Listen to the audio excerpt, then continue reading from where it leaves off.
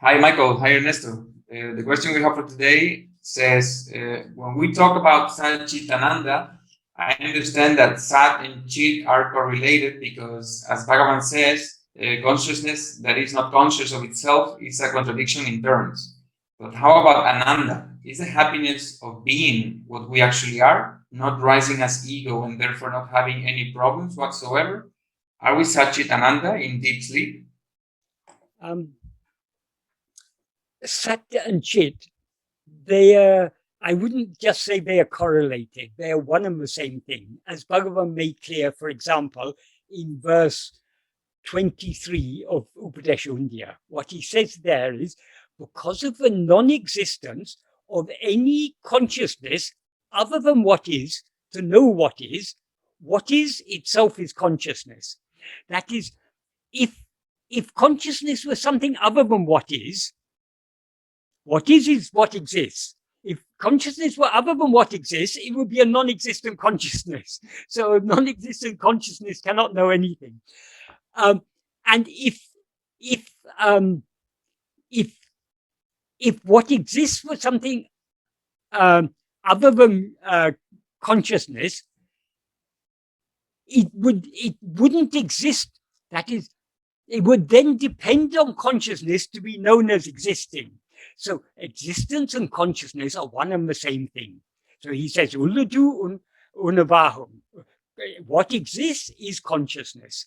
So consciousness and sat and chit are one and the same thing.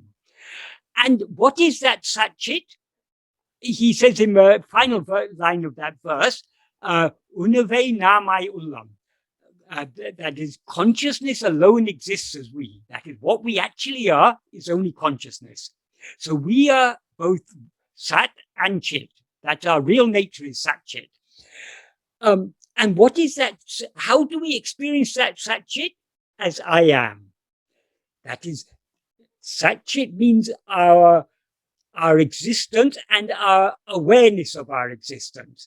Our existence and our awareness of our existence is what we experience as I am. So sat-chit is I am.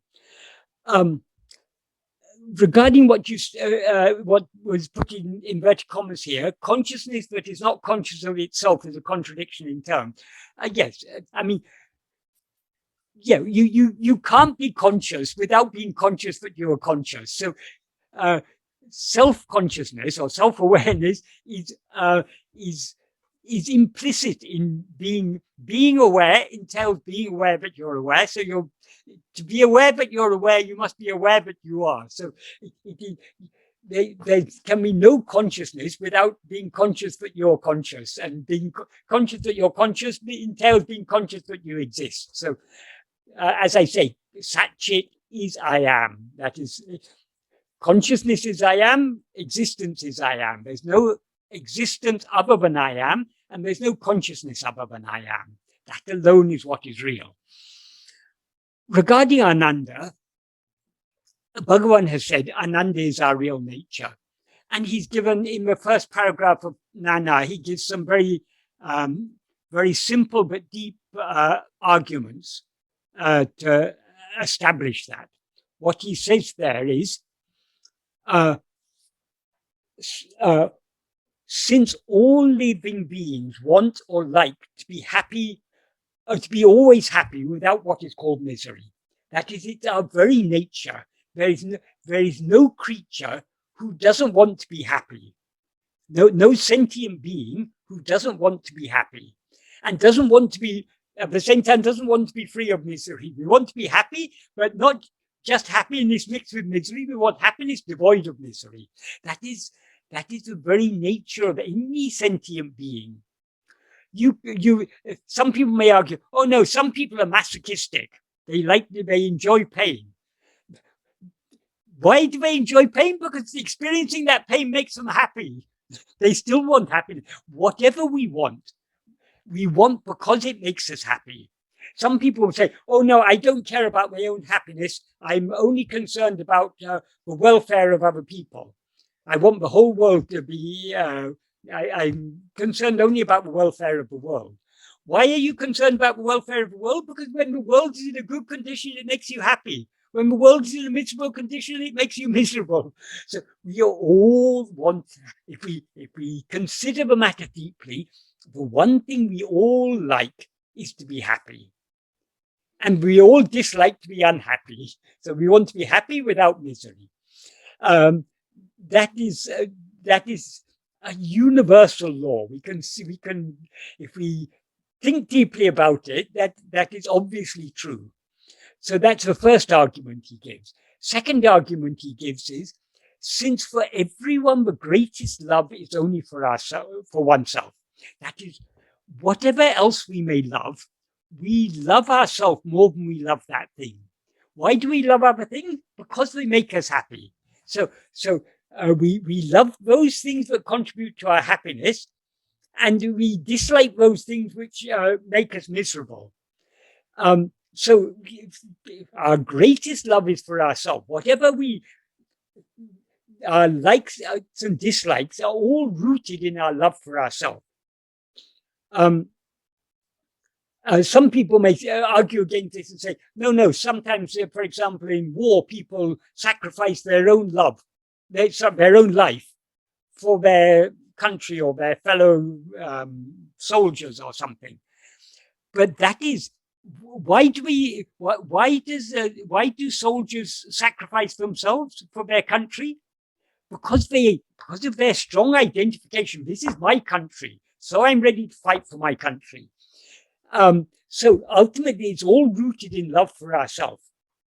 And also, why anyone is ready to lay down their life for their friends or for their relatives or for anything, because we know that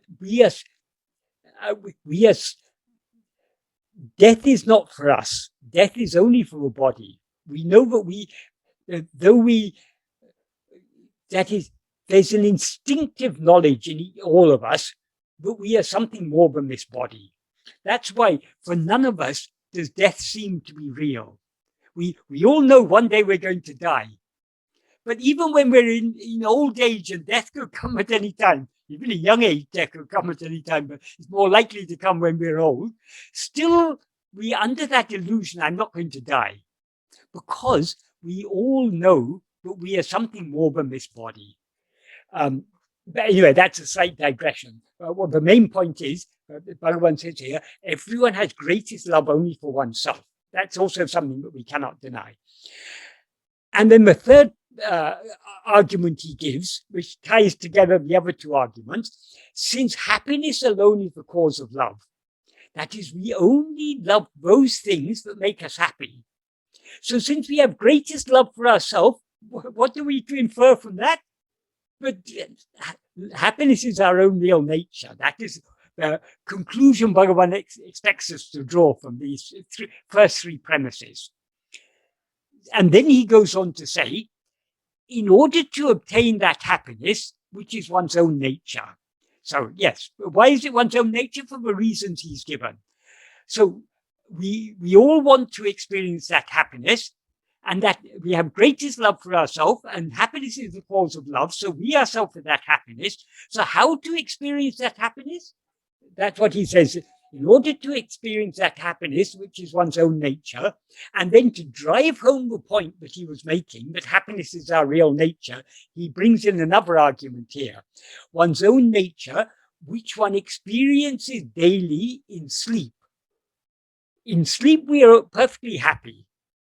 So since everything else is absent in sleep, because in sleep which is devoid of mind, since sleep is devoid of mind, everything else is also absent in sleep, because everything appears only in the mind. So in the absence of the mind, there's nothing but ourselves. And when we're in that state of sleep where there's no mind, we are perfectly happy. What does that mean? But we ourselves are happiness. That's another reason. The confusion here is that people understand that the happiness that they know, yes, we know in this world, isn't in the deep sleep, and the real happiness is the absolute absence of desire. Why then do we all want to sleep? if you go for 1 or 2 days without any sleep, there will be nothing in this world you desire more than sleep. Yeah. If you're really tired, you may not have eaten for a day or two, but if you're really tired, you won't even be able to eat. You'll just want to lie down and sleep. You can eat when you wake up. That is, above all other desires, the desire for sleep is the greatest desire. Why do we desire sleep? Since happiness, Bhagavan said earlier, since happiness alone is the cause for love. Why do we love sleep? Because sleep is a state of perfect happiness. 10 years ago, in the traductor for the Spanish language of all the text of Bhagavan and Nisargadatta, etc. Maybe you know Pedro Rodea. Maybe yes. Yeah. Pedro. 10 years ago, I usually stay with him, not too many times, and he told me the president of the Santander Bank is the most important bank in Spain. Gives all his money to have 1 hour of sleep if he can't sleep, no? Exactly. Even our life, people who are in extreme, for example, in the extreme cold, if you're supposing you're in the Arctic, you're on an Arctic expedition, and you somehow get separated from your camp, and you're in a freezing condition, if you lie down and sleep, you'll freeze to death. Because when we sleep, the body temperature drops. So in order to keep alive, you will try to avoid sleeping. But a time will come where your desire for sleep is so great, even though it means certain death, you will just lie down and sleep. Then we can say, if we want to be happy, and be happy is to be absolutely consciousness aware of what we really are. Yes. Ananda, sat, and chit are the same. Yes. Well, that's a point I'm coming to here. So Bhagavan says, the conclusion Bhagavan is leading to, the conclusion is that happiness is our real nature. So in order to attain that happiness, which is one's own real nature, knowing oneself is necessary. For that, Atma-vichara, called Who Am I, is the principal means. So if we want to be happy, happiness is our own real nature. If we want to be happy, we have to know ourselves. If we want to know ourselves, we need to investigate ourselves. So the fact that we experience happiness in sleep, what remains in sleep is only our existence and our awareness. In other words, sat-chit alone exists in sleep. So since we're perfectly happy in sleep, happiness is the very nature of sat-chit. So it is said sat-chit-ananda. So the answer to the final question, are we sat-chit-ananda in sleep? Yes, in sleep we are sat-chit-ananda. Even now we are sat-chit-ananda. But the difference between sleep on one hand and waking and dream on the other hand is in sleep, we experience only sat-chit-ananda, whereas in waking and dream, we experience so many other things. In addition to sat-chit-ananda, but sat-chit-ananda is what is always shining in our heart as I am. And is the experience of the waking state or the dream state what distorts the yes. Because feeling of happiness? Waking and dream come into existence only when we rise as ego. As ego, we always limit ourselves by taking ourselves to be a form, to be the form of this body. So because this body is limited, whatever we as ego experience is limited. Our real nature is unlimited happiness. So when we limit ourselves, we are limiting our happiness. And limited happiness is not satisfactory. It doesn't satisfy us. So the very nature of ego is to be dissatisfied. So all unhappiness arises out of dissatisfaction. Because of dissatisfaction, then we get likes and dislikes. Because I like to be happy, I dislike being unhappy. So things that seem to make me happy, I like both things. Things that seem to make me unhappy, I dislike both things. And all problems there begin from there. So the root of all problems, why Bhagavan is constantly digging this in, whatever problem we may face, the root of it is ego. What is ego? It's nothing but a false awareness of ourselves. Instead of being aware of ourselves as just I am, we're aware of ourselves as I am Carlos, I am Ernesto, I am Michael. These are all limitations. So that which is aware of itself as I am Carlos, or I am Ernesto, or I am Michael, that is ego. That is the problem we face. But ego has within itself, ego is the root of all problems, but within that problem is its own solution. Because what is real in ego is only I am. So instead of grasping other things, if ego tries to grasp only itself, if it tries to grasp only I am, it will thereby merge back into its source, that same I am, and all problems will be solved. So Bhagavan's teachings are so incredibly simple. But why do people have so much difficulty grasping what Bhagavan says? Because it's so simple. Our minds are too complicated. We are always looking for complicated explanations. Why? Because the mind thrives on complexity. The mind loses itself in simplicity. What is the simplest of all states is the state of self-attentiveness. So that's why mind or ego will do everything to avoid being self-attentive, because it will lose itself in self-attentiveness. Go ahead, Ernesto. No. Wait. No, see, if Michael, so basically, anybody could follow Bhagavan's teachings just with the basic principle. Yes. Understanding the most core and basic principle, and not all their ramifications of all Bhagavan's teachings, if you pay proper attention to them, all Bhagavan's teachings have one purpose and one purpose alone: to turn our attention back to ourselves, to investigate ourselves. That is the aim of whatever teaching Bhagavan has given us. It all has that aim in mind. And the only place the ego would not look for Bhagavan is in itself. But yes. That is why Bhagavan who is imposed, no? That is why the essence of Advaita is expressed in just 3 words: Tattvamasi. That is, whatever we may be looking for, we're always looking for it outside. We're looking for happiness, we're looking for fulfillment, we're looking for love, we're looking for knowledge, we're looking for wisdom, we're looking for whatever we may be looking for, we're always looking for it outside ourselves.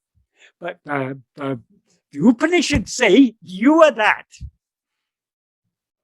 So we should, what does that mean? That people, that teaching, Tattvamasi, that is the only teaching that is necessary if we understand it correctly.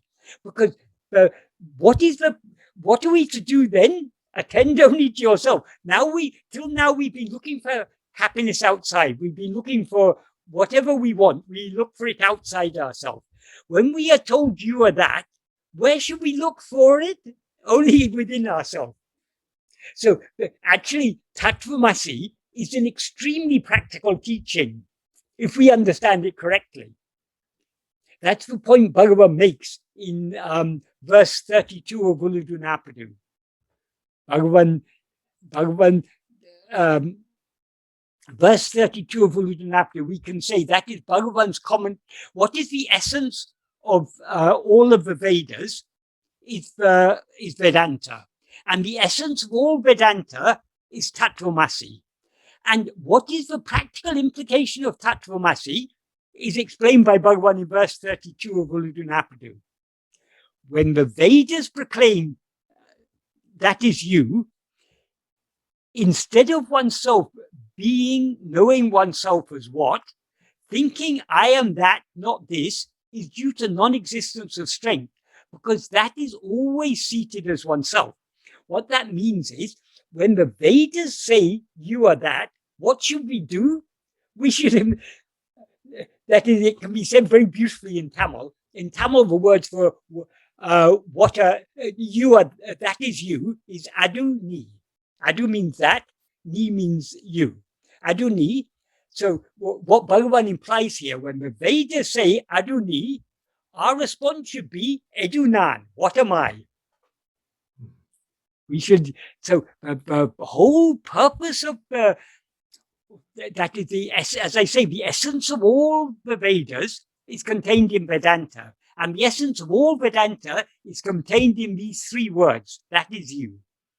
And if we understand the practical implication of those three words, the practical implication is that we should attend only to ourselves. We should investigate ourselves. We should know what we are. And it's also the same phrase that God tells Moses when he said, I am that I am, right? Yes. Exactly. The same. If we understand it correctly, it's the same implication. What is God? God is nothing but that which is shining in our heart as I am. There is no God other than I am. Yeah. And finally, we can concrete zoom much to am, no? Yes. Without I. Well, I and am are inseparable. In some languages, like in Tamil, you don't have to say I. If you say, usually in Tamil, if you want to say I am, it's Nāṇ Ār. But normally, Ār is sufficient. Am is sufficient because I is implied in that. Yeah, that's what that is. Yes. Yeah, in other languages, the other way around. By saying I, it's enough to... Yeah. Well, I mean... You don't need to say am. Yeah. When we say I, we automatically imply am. Yeah, because exactly. When we say I, we are talking about something that exists. Mm-hmm. The statement that I exist is I am. Mm-hmm. So there can be no I without am, and there can be no am without I. They're one and the same. Right. Because who would be left there to say I? Yes. Yeah, true. Okay, so do you want to add anything else, or we can finish here? I am is quite sufficient. Nothing more. Nothing. Adding something to I am is where all the problem starts. The complexities and not the problems. Ego is what adds to I am. That is why the Upadēs, that is what is joined to I am, is called, in Sanskrit it's called Upadē. In English we say adjunct. It's what is adjoined, what is added. That is the problem. Even some people go on to say that we might not even say I am, like we don't exist, because this would be like some philosophers or some other thinkers, that they question even our existence as ego, of course, right? Philosophers can get themselves in a huge amount of confusion because the very simple truth often they overlook. There are some philosophers who say, for example, that they say René Descartes was wrong when he said, I think, therefore I am. They say all you can say is, I think, therefore there is thinking. Or not even I think, there is thinking. Therefore, there is thinking. You can't deduce I am, but how can there be thinking without an I? To whom do thoughts appear? Only to I. So the one thing that we cannot reasonably doubt is I am. You can doubt what I am, but you can't doubt that I am. Well, there are philosophers who do so, but it's not reasonable. If they think deeply about it, it is absurd to, the one thing that it is absurd to doubt is our own existence. Because in order to doubt, we must exist. So our existence and our awareness, both of which are implied in I am, are the two things which cannot be, everything else can be an illusion. But our existence, the fact that we exist, cannot be an illusion. The fact that we are aware cannot be an illusion. Because in order to experience an illusion, we must be aware. And in order to be aware, we must exist.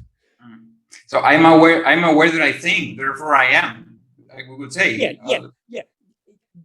Descartes need not even have said, I think, therefore I am. Bhagavan said about that, he said, we don't need to think in order to know that we are. Whether we are thinking or not, we know that we are. Bhagavan said, saying, I think, therefore I am, is like an elephant walks down the street and it walks right in front of you, but you refuse to believe that an elephant has walked down the street until you see its footprints.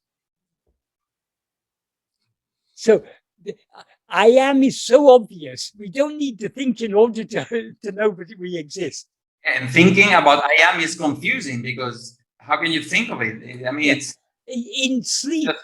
In sleep, we don't think anything, but we are clearly aware that I am. In a way, thinking adds to the confusion of adding anything to I am is confusion. Right, exactly. Whatever is added to I am is confusion. Yeah, true. But the root of all that confusion, truly speaking, nothing is ever added to I am. Because I am is the infinite whole, so nothing can ever be added to it. It's only in the view of ego that anything is added to I am. So the root problem, as Bhagavan repeatedly says, root problem is only I am. It's only ego. Ego is the false awareness, I am this or I am that.